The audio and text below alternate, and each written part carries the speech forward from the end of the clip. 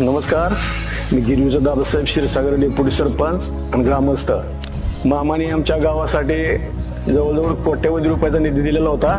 ती मारुतीचा एक सभागृह, त्याच्यानंतर जलजीवनचे 1,40,00,000ची स्कीम पूर्ण झालेली आहे। तर त्याचं पाणी जवळजवळ 6 महिने चालू आहे गावाला।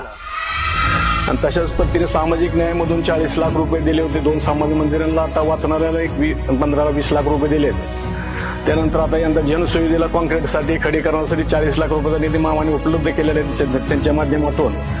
आणि गिरवी ते ठोकळे पाटील वस्ती असं एक रानातला रस्ता 3.25 कोटी रुपयाचा निधी मामाने उपलब्ध करून त्याचं काम आता चालू झालेलं आहे।